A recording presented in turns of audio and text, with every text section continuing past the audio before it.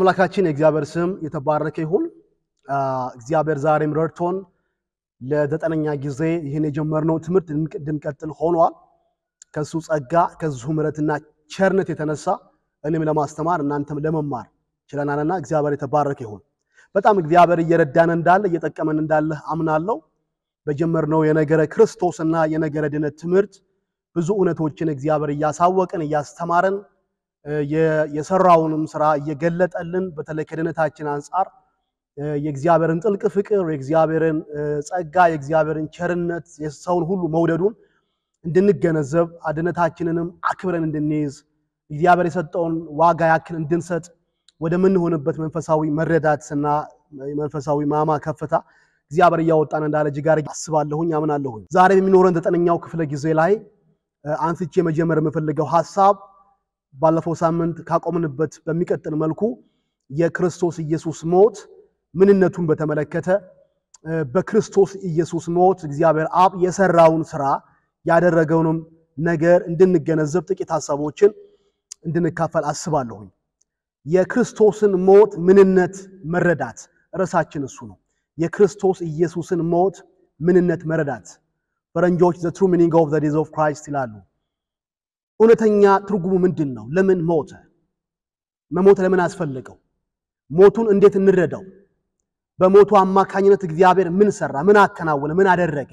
እሱን ግራስፕ እንድናረግ እንድንይዘው እንድንረዳው እፈልጋለሁ። ይህን ለማድረግ እንድንችል ቢያንስ ወደ 4 እና 5 ቃላቶችን እጠቀማለሁ። የክርስቶስ ኢየሱስን ሞት መግለጥ የቻሉ 5 ቃላቶች ሞቱን እንድንረዳ የሞቱንም አስፈላጊነትና ፋይዳ እንድንገነዘብ እነዚህ አሁን የምሰጣችሁ 5 ቃላቶች ትልቅ እገዛ ያደርጋል። የመጀመሪያው የምጽፉልኝ ወይ የምትይዙልኝ ቃል ወይ ደግሞ ሐሳብ የክርስቶስ ሞት ምትካዊነት ነው የሚል የክርስቶስ ሞት ምትካዊነት ነው። It is a vicarious death. ሰውን ተክቶ ሰውን ወክሎ በሰው እግር የከፈለው መስዋዕትነት ነው። ቪካሪየስ ነው። ቪካሪየስ ወይ ምትካዊ የምንለው በተለይ የፈረንጅኛው ቪካሪየስ የሚለው ቃል ቪካር ከሚል ቃል ነው የመጣው። ቪካር ማለት ምትክ፣ በሌላ ሰው ቦታ ራስን ማስገባት፣ አንድን ሰው ወክሎ ማድረግ መስራት እንደማለት ነው። አድራጊው ሊያደርግ አይጠበቅበትም። ሌላን ሰው ወክሎ ያ ሰው ስላልቻለ አቅም ስለሌለው በዛ ሰው ፋንታ ማከናወን ያለበት ነገር ያከናውናል። ቪካሪየስ ወይ ቪካር ማለት እሱ ነው። ከዚህ አንፃር የክርስቶስ ኢየሱስ ሞት እሱ ሊሞተው አይገባም። ምክንያቱም ኃጢአትን የምትሰራ ነፍስ ነች የምትሞተው። ለመሞት ኃጢአተኝነት የግድ ነው። ኃጢአተኞች ናቸው የሞት ሰለባ። ግን ክርስቶስ ኃጢአት አልባ ነው። ከዚህ ቀደም በነገረ ክርስቶስ ላይ እንዳየነው ኃጢአት አልባ የእግዚአብሔር ልጅ ነው ኢየሱስ ክርስቶስ። ሞት አያስፈልገውም ማለቴ ነው። ነገር ግን የሰውን ልጅ በመወከል ሞተ on behalf of us። ልክ በብሉይ ኪዳን ታላቁ ሊቀ ካህን ሕዝቡን ሁሉ ወክሎ ወደ ቅድስተ ቅዱሳን ይገባ እንደነበር የሱ መግባት ብቻ አይደለም። በሺ የሚቆጠሩ ሰዎችን ወክሎ ነው። በሱ አማካኝነት እነሱ ይታያሉ። የሱ ስራ የሱ ድርጊት የሱ እንቅስቃሴ ሁሉ ነገር እነሱ እንዳደረጉት ሆኖ ይቆጠርላቸዋል። ምናልባት ቅርብ የሆኑ ደግሞ አጠገባችን ያሉ ምሳሌዎችን ብንጠቀም የኢትዮጵያ ብሔራዊ ቡድን እኛን ወክሎ እንደሚጫወት ሀገር ወክሎ እንደሚጫወት ከሀገር ውጪ ለጨዋታ የሚሄዱ ጥቂት ሰዎች ናቸው። በቁጥር በጣም ጥቂት ናቸው። ካለው ከ128 ሚሊዮን ከሚያክል ህዝብ እጅግ በጣም ጥቂት የሚለው የማይገልጣቸው ሰዎች እኛን ወክለው ይጫወታሉ ወይ ደግሞ እኛን ወክለው ይጫወቱብናል። ስለዚህ ጨዋታቸው ድላቸውም ማሸነፋቸውም መሸነፋቸውም ቪካሪየስ ነው፣ ምትካዊ ነው። በእኛ ምትክ ይጫወታሉ፣ እኛን ወክለው ያሸንፋሉ፣ እኛን ወክለው ይሸነፋሉ። ቪካሪየስ የክርስቶስ ሞት ልክ እንደዛ ነው።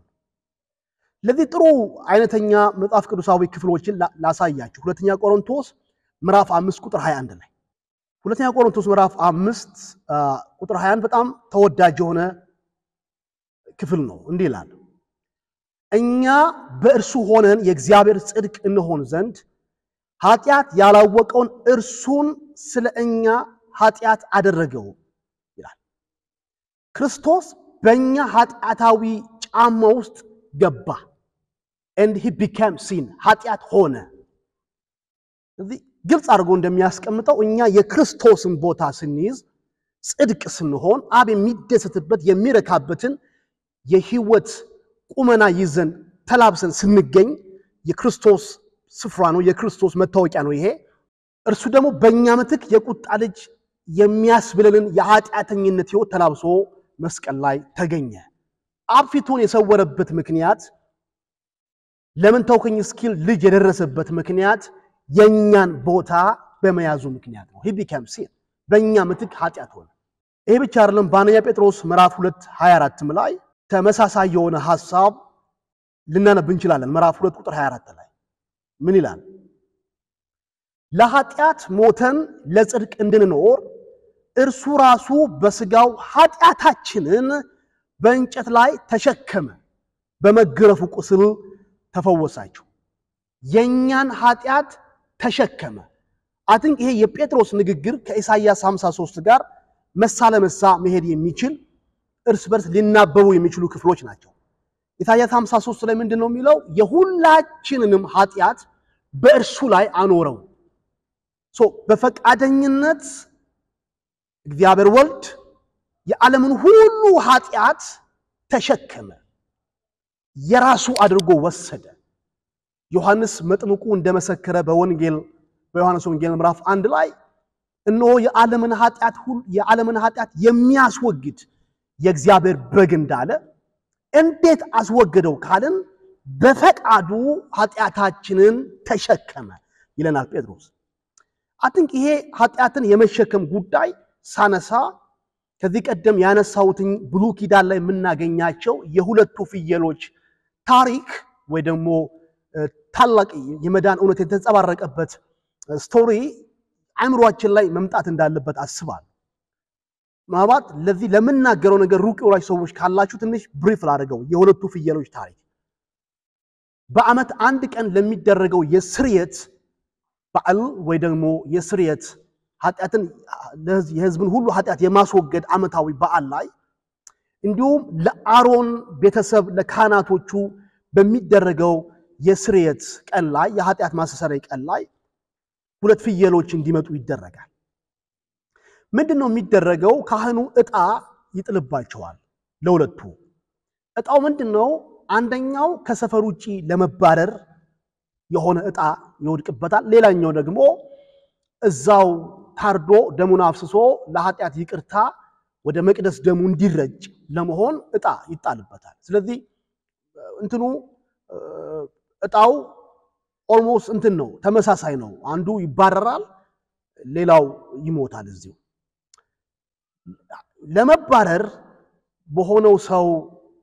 ለመባረር በሆነው ፍየል ራስ ላይ ኃጢአትን የሚናዘዘው ወይ ደግሞ ኃጢአተኛው የሆነው ግለሰብ የሰራውን የሚያስታውሰውን የትኛውን በደሉን ይናዘዛል። እጁን ጭኖ ራሱ ላይ የፍየሉ ራስ ላይ እጁን ጭኖ ይናዘዛል። ፍየሉ የዚህን ሰው ኃጢአት ከተሸከመ ከያዘ በኋላ በተመደበው ሰው አማካኝነት ከሰፈር ውጪ ወደ ምድረ በዳ ፍየሉ ይባረራል። ግን ለብቻው አይደለም የሚሄደው፣ የዛን ግለሰብ ኃጢአት ተሸክሞ ይባረራል።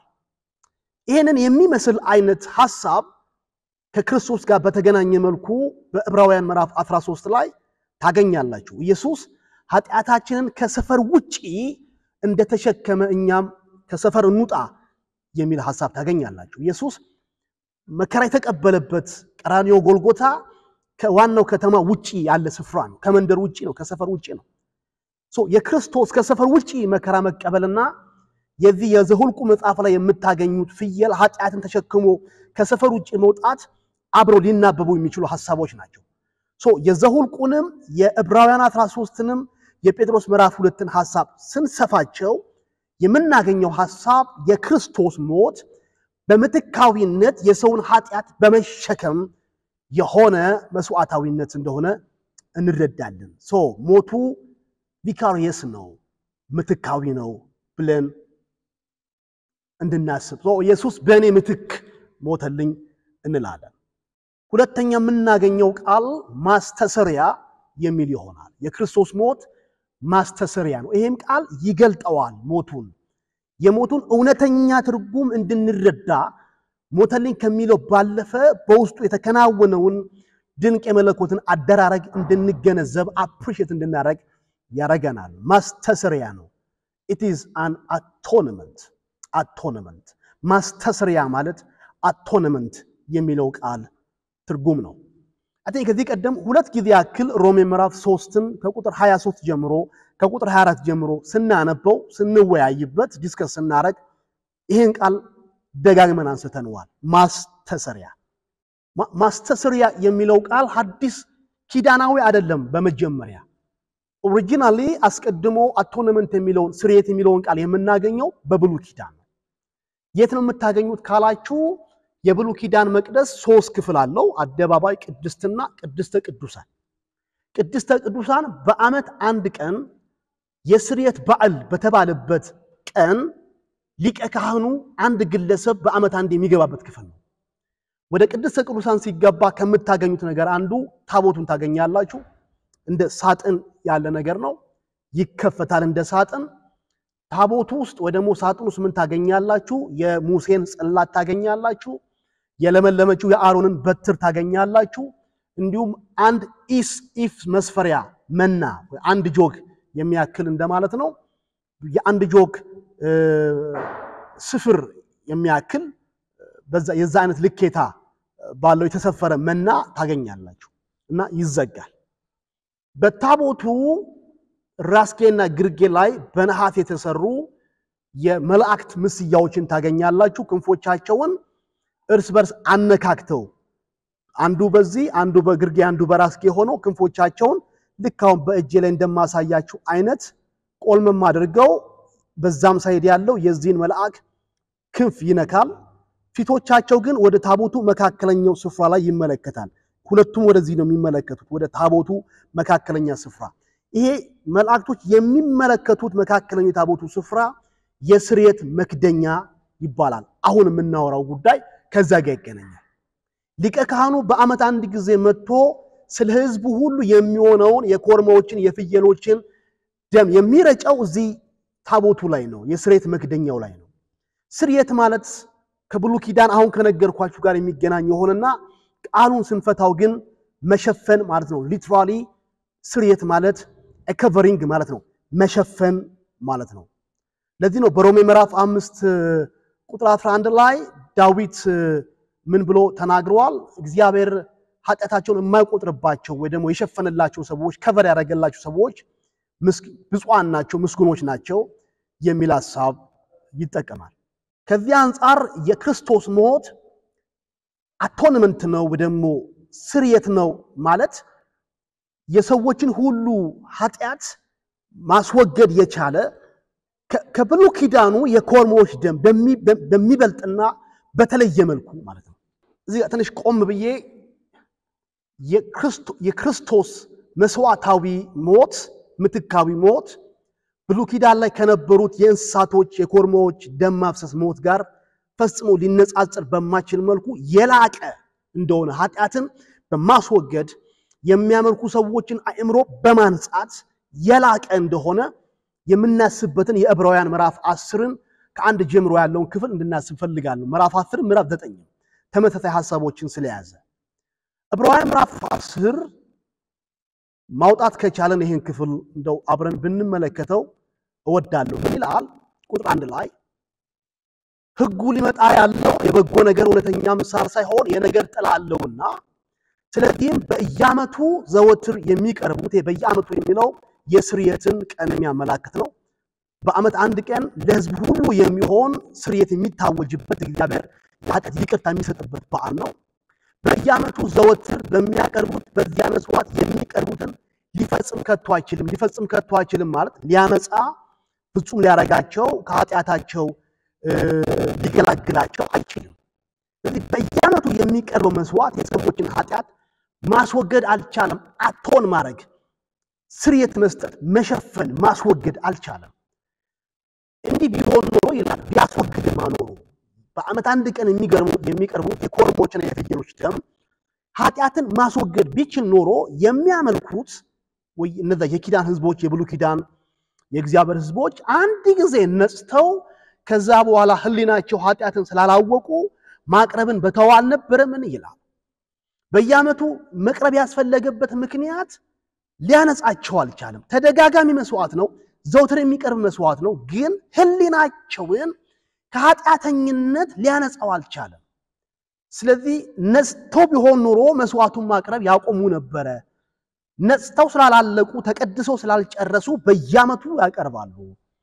ቁጥር 3 ላይ ነገር ግን በዚያ መስዋዕት በየአመቱ የኃጢአት መታሰቢያ አለ፣ የኮርሞችና የፍየሎች ደም ኃጢአትን እንዲያስወግድ የማይቻለው ነውና ይላል። በጣም በሚገርም ሁኔታ የዕብራውያን ጸሐፊ በየአመቱ የሚቀርቡት የኃጢአት መስዋዕቶች ኃጢአትን ማስወገድ አለመቻል ብቻ አይደለም፣ እሱም አንድ ነገር ነው። ኃጢአትን ማስወገድ አይችሉም፣ ይልቁኑ ኃጢአትን የሚያስታውሱ ናቸው ይላል። ስለዚህ 2016 ላይ መስዋዕት ያቀረበ ሰው 2017 ላይ መልሶ ሲያቀርብ ዛሬ ላይ የሚያቀርበው መስዋዕት የባለፈውን አመት ኃጢአተኝነቱን ያስታውሰዋል። ወደ ኋላ ወስዶ ምን ያህል ኃጢአተኛ እንደሆነ ትዝ እንዲለው ትዝታ ፈጣሪ ነው። የኃጢአተኝነት ትዝታ ፈጣሪ ነው መስዋዕቱ ይላል። ከዚህ ጋር በማያያዝ ግን የክርስቶስን ሞት የክርስቶስን መስዋዕታዊ ተግባር እንዲያርገው ያቀርበዋል። ቁጥር 8 ላይ መስዋዕትንና መባን በሙሉ የሚቃጠል መስዋዕትን ስለ ኃጢአት የሚሰዋ መስዋዕትን አልወደድክም፣ በእርሱም ደስ አላለህም ብሎ እነዚህም እንደ ሕግ የሚቀርቡ ናቸው። ቀጥሎ አምላኬ ሆይ ፈቃድን ላድርግ መጥቻለሁ ብሏል። ሁለተኛውን ሊያቆም የፊተኛውን ይሽራል። በዚህ ፈቃድ የኢየሱስ ክርስቶስን ሥጋ አንድ ጊዜ ፈጽሞ በማቅረብ ተቀድሰናል። አሜዚንግ! የአዲሱ ኪዳን መስዋዕት ሆኖ የቀረበው ክርስቶስ መስቀል ላይ የተንጠለጠለው ኢየሱስ በየዓመቱ እንደ ብሉይ ኪዳን መስዋዕቶች መሞት አላስፈልገውም። አንድ ጊዜ ራሱን አቀረበ። once for all፣ አንድ ጊዜ ለዘላለም። እቺን ትይዙልኛላችሁ። አንድ ጊዜ የማይደጋገም መስዋዕት ሆኖ የእግዚአብሔርን የጽድቅ ጥያቄ ሙሉ በሙሉ የመለሰ የእግዚአብሔርን ፍላጎት ያረካ መስዋዕት ሆኖ ቀረበ። አንድ ጊዜ መቅረቡ ብቻ ሳይሆን እኛንም መስዋዕቱ የቀረበልንንም ሰዎች ፈጽሞ ቀድሶናል። ስለዚህ በክርስቶስ መስዋዕታዊነት ወይ አቶንመንት ኃጢአት ለአንዴና ለመጨረሻ ጊዜ ተኮነነ። ኃጢአት ለአንዴና ለመጨረሻ ጊዜ ተፈረደበት። ኃጢአት ለአንዴና ለመጨረሻ ጊዜ ተወገደ። ፍጹም ተቀድሰናል። ስለዚህ በየዓመቱ እየሞተ የሚቀድሰኝ ወይ ደግሞ እንደ ብሉይ ኪዳኑ መስዋዕቶች አጠራር ኃጢአትን የሚያስታውሰኝ መስዋዕት ነው። አንድ የሞተ ለዘላለም ፍጹም አደረገ። ይሄን ሐሳብ ነው ሁለተኛ ላይ እንግዲህ የማስቀምጠው። የክርስቶስ ሞት ስርየት ነው፣ አቶንመንት ነው፣ ኃጢአትን ማስወገድ የቻለ ነው። ዘሌዋውያን ምዕራፍ 6 ቁጥር 2 ላይ መመልከት ይችላልላችሁ። በብሉይ ኪዳን አውድ እስካሁን ያልኩትኝን ነገር እንመልከተው ካልን ዘሌዋውያን ምዕራፍ 6 ከቁጥር 2 ላይ ቁጥር 7 ላይ ማየት ይችላልላችሁ። ማነው ቁጥር 27 ላይ አንድ ላንብባትና ቶሎ ከዚህ ልውጣ። ዘሌዋውያን 6:27 እንዲህ ይላል። ከ26 ጀምሮ ላንብበው። ዘሌዋውያን 6 ነው ያልኳችሁ አይደል? ቁጥር 27 ለኃጢአት የሚሰዋው ካህን ይበላዋል፣ ስጋውን የሚነካ ሁሉ ቅዱስ ይሆናል። ማናቸው ልብስ ደም ቢረጭበት የተረጨበት በተቀደሰ ስፍራ ታጥበዋል። ይሄ አይመስለኝም። ቁጥር 2 ምናልባት ኦኬ፣ የቁጥር 7 ምናልባት ጥሩ አድርጎ ይገልጧል ብዬ አስባለሁኝ። ከ6 ጀምሮ ሳነበው ስለ በደል መስዋዕትም ለእግዚአብሔር ከመንጋው ነውር የሌለበት አውራ በግ እንደ ግምጋሜ መጠን ስለ በደል መስዋዕት ወደ ካህኑ ያምጣ። ቁጥር 7 ላይ ካህኑ በእግዚአብሔር ፊት ያስተሰርይለታል፣ ስለዚያም ስላደረገው በደል ሁሉ ይቅር ይባላል። ካህኑ ያስተሰርይለታል፣ ከዛ ይቅር ይባላል። የክርስቶስ ሞት ስርየት ነው ወይ አቶንመንት ነው ስንል ኃጢአትን ፍጹም ማስወገድ ከመቻል አንጻር እንድንገነዘበው ፈልጋለሁኝ። ሶስተኛ የምናየው ፐፕሼሽን ይለዋል ፈረንጅኛው ፐፕሼሽን ምናልባት ወደ አማርኛው ስናመጣው ይሄ ፐፕሼሽን የሚል በጽሁፍም ታዩታላችሁ ቁጣን ማብረድ ከቁጣ ጋብ እንዲል ማድረግ ከቁጣ መመለስ የሚል የአማርኛ አቻ ትንታኔው ሐሳቦች ይሸከማል ፐፕሼሽን የሚለው የክርስቶስ ሞት ፐፕሼሽን ነው ስንል ወይ ደግሞ የእግዚአብሔርን ቁጣ ኃጢአትን ሲመለከት እግዚአብሔር የሚሰማውን ቁጣ ለፍርድ እንዲነሳ የሚሆንበትን መሆን የሚያስታግዝ የሚያቀዘቅዝ ነው ይሄን በሮሜ ምዕራፍ 3 ቁጥር 24 ላይ ከዚህ ቀደም ባየነው ላይ እንዳየነው አስባለሁኝ እግዚአብሔር በሰው ዘር ሁሉ ላይ ሊያመጣ ያለውን የቁጣ ማዕበል የቁጣ ዶፍ ጋብ እንዲል እንዲቶ ይቅር እንዲል ያደረገ መስዋዕት ነው እግዚአብሔር በክርስቶስ መስዋዕት ረካ ቁጣው በረደ ያን አይነት ሐሳብ የያዘ ቋንቋ ነው በዮሐንስ ወንጌል ምዕራፍ 3 ቁጥር 36 ላይ ማየት ይችላልላችሁ አራተኛ የምናገኘው ሐሳብ እርቅ የሚል ወይ ደግሞ ሪኮንሲሌሽን የሚለውን ቃል ይሆናል የክርስቶስን ሞት ምንነቱ እንድንገነዘብ የምንሆንበት አራተኛው ሐሳብ ሞቱ ለእርቃችን ነው አይ ቲንክ የሁለት ሳምንት በፊት በነበረው ክላስ ላይ እንዳነሳሁት አስባለሁ ሮሜ ምዕራፍ 5 ሳነብ ኤፌሶን ምዕራፍ 2 ስናገር እርሱ ሰላማችን ነው በሚለው ትምህርቴ ላይ እርቅ ተካሄደ የጥል ግድግዳን አፈረሰ በእኛና በእግዚአብሔር መካከል ያለው የጥላትነትን ገደል ድልድይ ሆኖ አገናኘ እኛና እግዚአብሔር ተገናኘን ህብረት ማድረግ ቻለን ሪኮንሲሌሽን እርቅ ተፈጸመ በክርስቶስ አማካኝነት እርቅ እንደተፈጸመ እንድናስብና በጣም እንድንደነቅ ከሚያደርጉን ክፍሎች መካከል አንዱን ብቻ ላንብብና ፈጠን እያልኩኝ ለመሄድ ልሞክር ሁለተኛ ቆሮንቶስ ምዕራፍ 5 ላይ እግዚአብሔር በክርስቶስ የሰራውን ሥራ ከእርቅ አንፃር እንዲያርጎ ያስነብበናል ቁጥር 19 ላይ እግዚአብሔር በክርስቶስ ሆኖ ዓለሙን ከራሱ ጋር ያስታርቅ ነበር በደላቸውን አይቆጥርባቸውም ነበር በእኛም የማስታረቅን ቃል አኖረ እንግዲህ እግዚአብሔር በእኛ እንደሚማልድ ስለ ክርስቶስ መልእክተኞች ነን ከእግዚአብሔር ጋር ታረቁ ብለን ስለ ክርስቶስ እንለምናለን ቁጥር 19ን እንድታስምሩልኝ ይፈልጋለሁ እግዚአብሔር በክርስቶስ ሆኖ ዓለሙን ከራሱ ጋር አስታረቀ የፈጠረው ዓለም በኃጢአቱ ምክንያት ከሱ ርቆ የነበረውን ዓለም ወደ ራሱ ያቀረበበት ያስታረቀበት መንገድ ክርስቶስ ነው በክርስቶስ ሆኖ ስለሚል ይህ በክርስቶስ ሆኖ የተታረቀንበት ሐሳብ ትንሽ ማየት እንድትችሉ እቺን ቃል እናቃታለን ካሳ የሚባል ነገር ካሳ ለተበደለው ግለሰብ አስፈላጊው ካሳ በመክፈል ነው እርቅ የሚካሄደው በብላሽ አይደለም በዜሮ በነፃ አይደለም ካሳ መከፈል አለበት እግዚአብሔር በእኛ ኃጢአት ምክንያት ተጎድቷል አዝኗል ተሰብሯል እርቅ በሚካሄድበት ጊዜ ሰዎች ካሳ መክፈል አለባቸው የተፈጸመውን ወይ ደግሞ የተፈጠረውን ወንጀል ኃጢአት በደል የሚመጥን ካሳ መኖር አለበት ይሄን ደግሞ ማንም ሰው የአዳም ዘር የሆነ ሁሉ እግዚአብሔር ሊክሰው አይችልም ስለዚህ እርቅ የሚባለው ነገር እውን ሊሆን አይችልም ካሳ በሌለበት ቦታ ላይ አሁን መጽሐፍ ምን ይለናል እግዚአብሔር ግን በክርስቶስ ሆኖ ታረቀን that means ክርስቶስ ካሳውን ከፈለ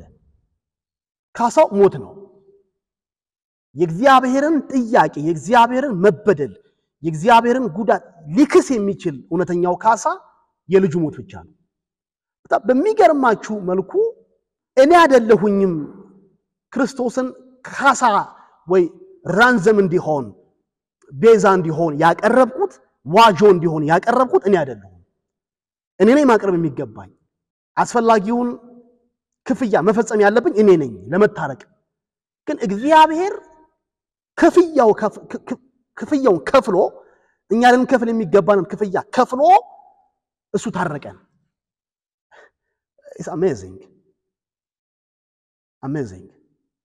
ከፍሎ ታረቀን ዮሐንስ ለዚህ ነው በዮሐንስ ወንጌል ምዕራፍ 1 ላይ መጥምቁ ዮሐንስ ምን ብሎ ነው የመሰከረው? የዓለምን ኃጢአት የሚያስወግድ የእግዚአብሔር በግ ነው። በጉ የእግዚአብሔር ነው፣ መታረቂያው የእግዚአብሔር ነው፣ ካሳው የእግዚአብሔር ነው። ከፍሎ ታረቀ። ሪኮንሲሌሽን ይቅርታ በክርስቶስ ሞት አማካኝነት ለሰው ልጆች ሁሉ አቬለብል ሆነ ወይ እግዚአብሔር ይፋ አደረገ፣ በረከት አድርጎ ሰጠ። ሮሜ ምዕራፍ 5 ቁጥር 10 ሮሜ ምዕራፍ 5 ቁጥር 10 እንዲህ ይላል፣ ጠላቶች ሳለን ከእግዚአብሔር ጋር በልጁ ሞት ከታረቀን። የክርስቶስ ሞት መታረቂያችን ነው፣ ሪኮንሲሌሽን። ይልቁንም ከታረቀን በኋላ በሕይወቱ እንድናለን። ይህም ብቻ አይደለም፣ ነገር ግን አሁን መታረቁን ባገኘንበት በጌታችን በኢየሱስ ክርስቶስ በኩል በእግዚአብሔር ደግሞ እንመካለን። እርቅ አግኝተናል። ኦ ሃሌሉያ!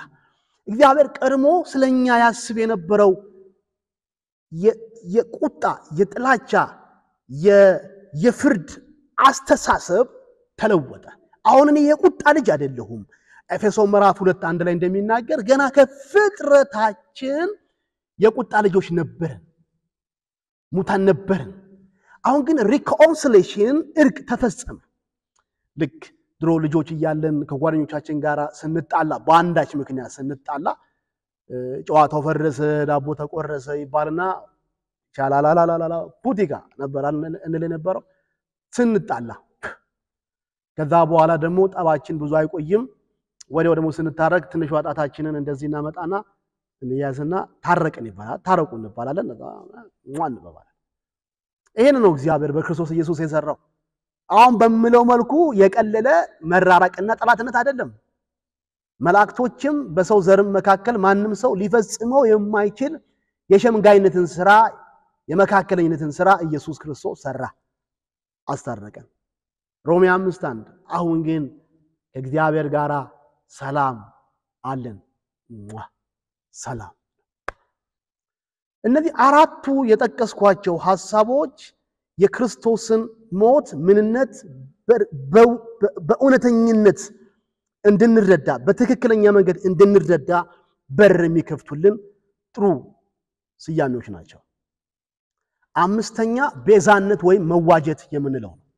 ቤዛነት ወይም መዋጀት የመጨረሻ ማረገው የክርስቶስን ሞት ለመግለጥ የዋሉ ቃላቶች በሚለው ስር የመጨረሻው አምስተኛ ማረገው ቤዛነት ወይም መዋጀት ransom or redemption የሚለው ፈረንጅኛ ቃል ransom or redemption ቤዛነት ወይም መዋጀት ቃል በቃል ስንተረጎሙ ቤዛነት ማለት ከምርኮ ወይም ደግሞ ከእስራት አንድን ሰው ገንዘብ ከፍሎ ነፃ ማውጣት ነው። በዕዳ የተያዘን ሰው፣ በወንጀል የተያዘን ሰው፣ ራሱን ነፃ ማውጣት የማይችልን ሰው ሌላ ሰው ገንዘብ ከፍሎ የተጠየቀውን ሂሳብ አውጥቶ ነፃ።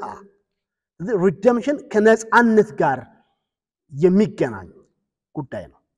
የክርስቶስ ሞት የነፃነት ጎህ የቀደደበት፣ የነፃነት ብስራት መለከት የተነፋበት አስደማሚ አስገራሚ መለኮታዊ አደራረግ ነው። በመስቀል ላይ ስራ ነፃነታችን ታወጀ።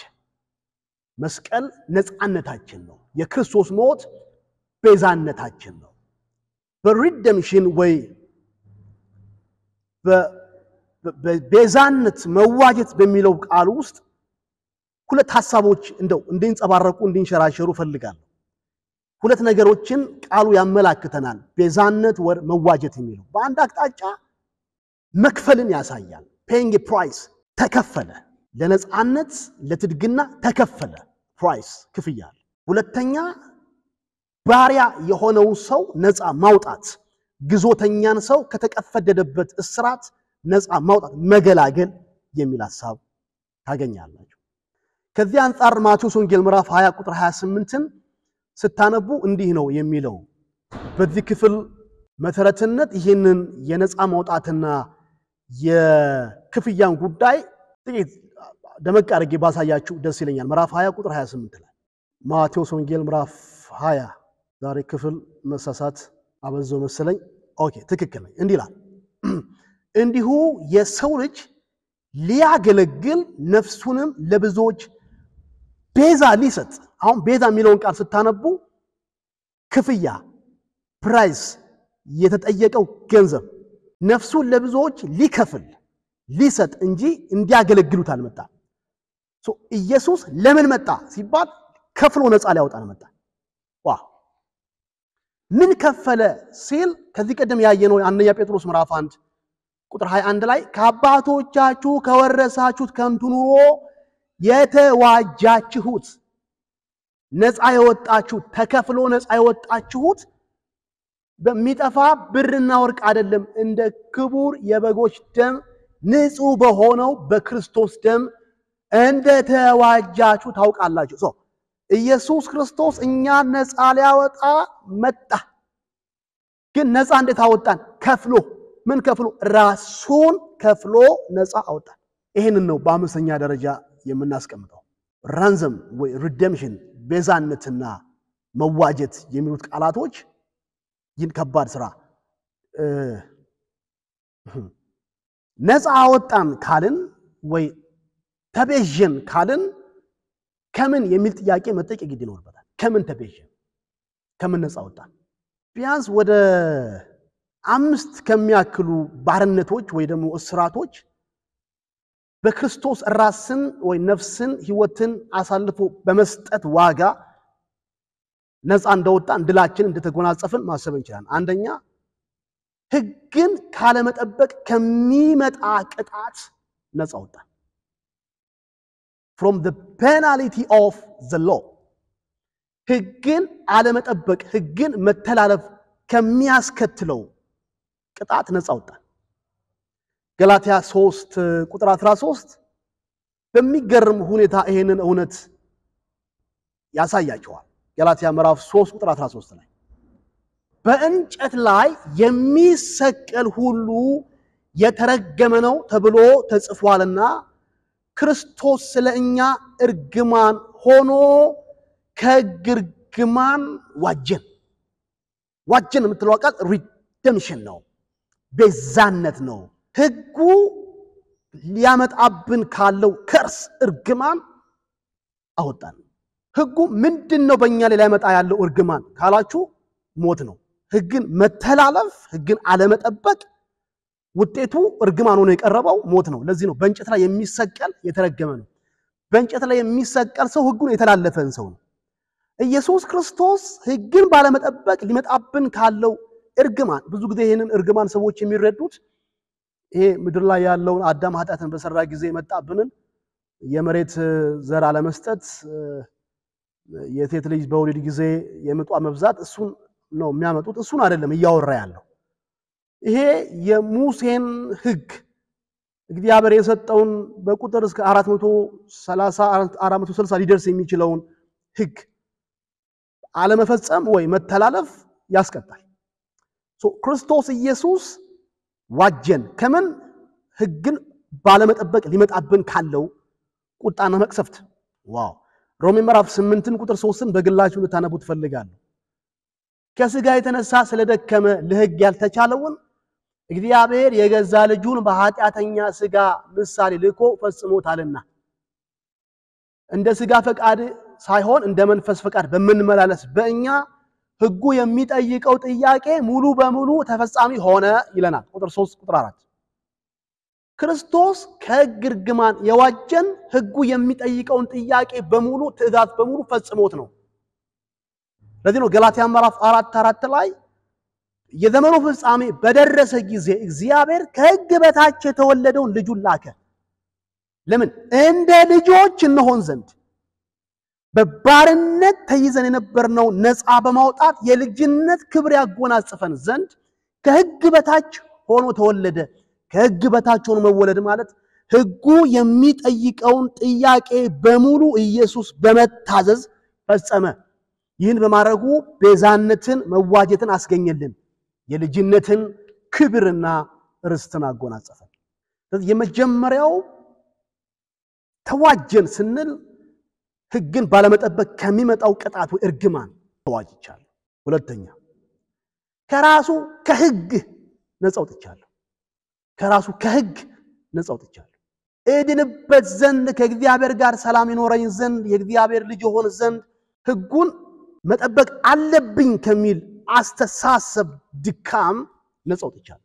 ሥጋ የለበሰ በሙሉ ሕግን በመጠበቅ ሊድን እንደማይችል እግዚአብሔር ስላወቀ የገዛ ልጁን በመላክ የሕግ ፍጻሜ በእርሱ እንዲሆን አደረገ።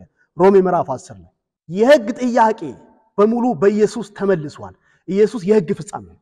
እኔ አሁን ከሕግ በታች አይደለሁም። ሮሜ ምዕራፍ 6 ቁጥር 14 ማየት ትችላላችሁ።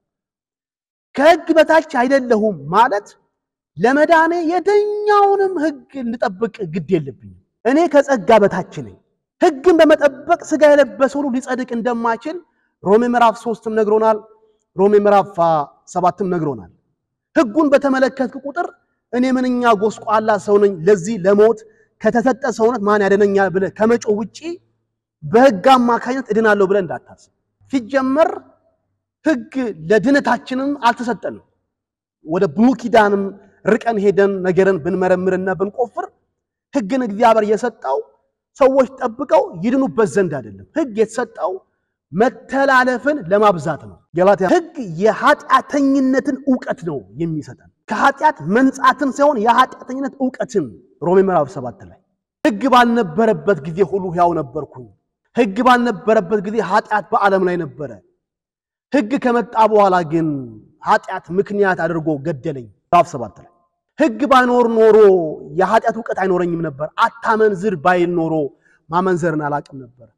አትስረቅ ባይል ኖሮ መስረቅን አላቅም ነበር።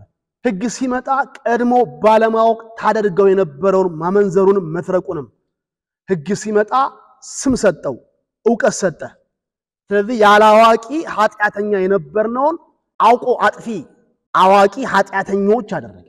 ስለዚህ ሕግ ለኃጢአት ኮንሺየስ እንድንሆን ያደረገን፣ እንድንል ለካ ይሄ ኃጢአት ነው፣ እስከዛሬ ሳረግ የነበረው ለካ መስረቅ ነው፣ እስከዛሬ ሳረግ የነበረው መዋሸት ነው ብለን ኃጢአትን ስም እየሰጠን ከፋፍለን እንድንረዳው አደረገ። ሁለተኛ ኃጢአት የሕግ ኃላፊ የሕግ ድርሻ ገላትያ ምዕራፍ 3 ላይ ሕግ ወደ ክርስቶስ የሚያመጣ ሞግዚታችን ሆነ ነው የሚለው። የሞግዚት ስራ ምንድነው? ልጁ ራሱን ችሎ መልበስ፣ መጠጣት፣ መብላት፣ ትምህርት ቤት መሄድ፣ ለአካለ ምንድነው ሙሉ ሰው ወደ መሆን ናቹድ ወደ ማድረግ ለአቅመ አዳም እስኪደርስ ድረስ መንከባከብ ማሳደግ ነው። በተለይ እንደ ገላትያ ምዕራፍ 4 ምንም እንኳን ሕፃኑ የሁሉ ወራሽ ቢሆንም ነገር ግን አባቱ የቀጠረለት ቀን እስኪደርስ ድረስ ግን ምንም የሁሉ ወራሽ ቢሆንም ከባሪያ ግን አይለይም። ለአንድ ልጅ የአባቱን ሀብት ሁሉ የማስተዳደር የኔ ማለት የተቀጠረለት ቀን አለ። መንግስትም በእኛ አውድ ካየነው መንግስትም ያስቀመጠው የእድሜ ጣራ አለ። ሙሉ ሰው ነው የሚባለው። መንግስት ለመምረጥም ተሳትፎ ለማድረግም መታወቂያ ለመውሰድም ሙሉ ሰው ነው ለመባል 18 ዓመት ሊሞላው ይገባል። 18 ዓመት ካልሞላው ግን ምንም የሁሉ ወራሽ ቢሆንም ግን የቱንም የኔ ማለት ግን አይችልም። ከባሪያ አይለይም። የባሪያቱም ልጅ ምንም የለውም። ይሄም ሁሉ የሱ ቢሆንም ምንም የለውም። ቀን አልደረሰም። አባቱ የቀጠረለት ቀን ከደረሰ በኋላ ግን ከሞግዚቶች በታች መሆን አያስፈልገውም። በራሱ የአባቱን ንብረት መንከባከብ፣ መቆጣጠር፣ ማስተዳደር ይችላል። ሕግ ወደ ክርስቶስ የሚያደርሰን ሞግዚታችን ሆነ። እንደ ሕፃን ተንከባክቦ አባታችን የቀጠረልን ቀን የክርስቶስ የመምጣቱ ቀን ሥጋ ለብሶ ከቅድስት ድንግል ማርያም የመወለዱ ቀን እስኪመጣ ድረስ አምላክ ሰው እስኪሆን ድረስ ለኃጢአታችን መስዋዕት እስከሚሆንበት ጊዜ ድረስ ጠብቆ አቆየን። አሁን ግን ኢየሱስ መጥቷል። እምነት መጣ። እምነት ከመጣ በኋላ ሕግ አብሮ መቀጠል አይችልም። ከእምነት ጋር መቀጠል አይችልም። ሕግና ጸጋ፣ ሕግና እምነት አብሮ መሄድ አይችሉም። ሕግ አድራሽ ነው። አደረሰን። እምነት መጥቷል። አሁን ኢየሱስ መጥቷል። በእርሱ ላይ ማመን የሚባለው ጉዳይ ተጀመረ። ድነት በነፃ የሚባለው እውነት ይፋ ሆነ። አባታችን የቀጠረልን ቀን ተፈጸመ። ገላትያ ምዕራፍ 4 የዘመኑ ፍጻሜ በደረሰ ጊዜ እግዚአብሔር ከሴት የተወለደውን ልጁን ላከ። ይሄ ክርስቶስ የመጣበት ቀን እድሜያችን ሙሉ የሆነበት ሙሉ ሰው የሆንበት 18 ዓመት የሞላን ለአቅመ አዳም የደረስንበት ጊዜ ነው። ስለዚህ አሁን ከባሪያ እንለያለን። ከባሪያ አይለይም የሚባልበት የልጅነት ዘመን አበቃ። አሁን ኢየሱስ መጣ። የዘመን ሙላት ደረሰ። ሕግ አሁን አያስፈልግም። ሕግ ሞግዚት ነው። አሁን ከሞግዚት በታች አይደለሁም። ኢየሱስ መጥቷል። ስለዚህ ከራሱ ከሕግ ነፃ አውጥቻለሁ።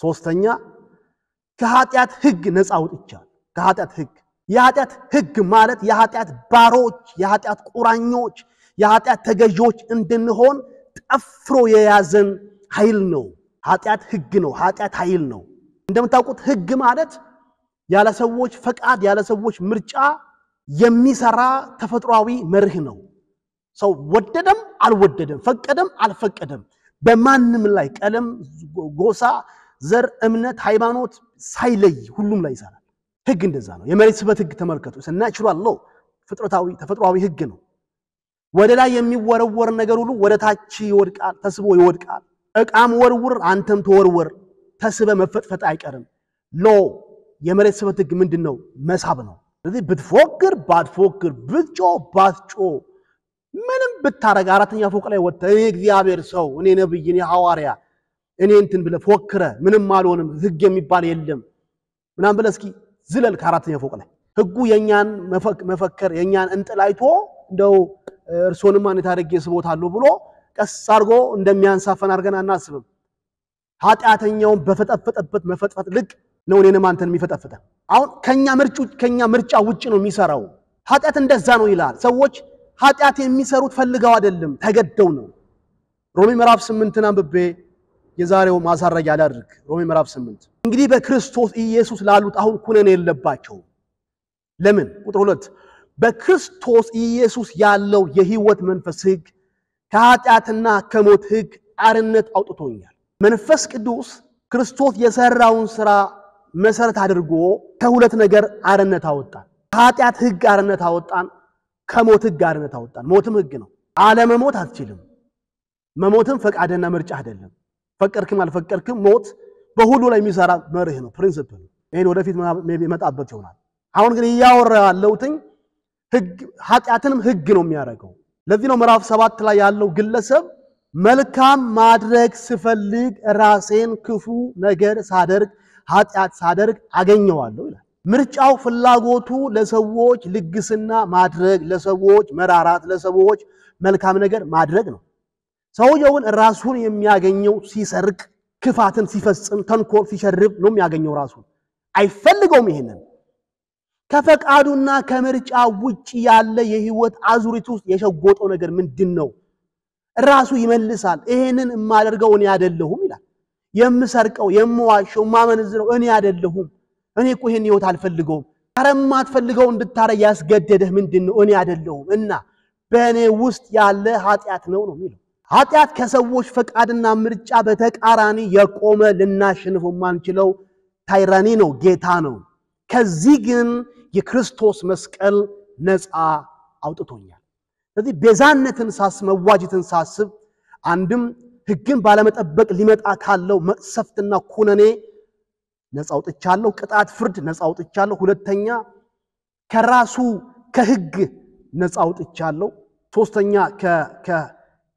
ከኃጢአት ሕግ ነፃ አውጥቻለሁ በቀጣዩ ሳምንት ይሄንኑ ሐሳብ በጥቂት ያጎለበት ነው እንሄዳለን ሜቢ ሁለት ሐሳቦች ነፃ ያወጣነባቸው ሁለት ሐሳቦች አነሳላችኋለሁ ከዛ የመጨረሻውን ክላሳችንን ማሳረጊያችንን የሚቀጥለው ሳምንት ላይ እናደርጋለን ምናልባት አንዳንዱ ጉዳይ ሳላነሳ ማልፋቸው ይኖራሉ አንዳንዱ ጉዳይ ደግሞ በወፍ በረር ወይ ደግሞ በፍጥነት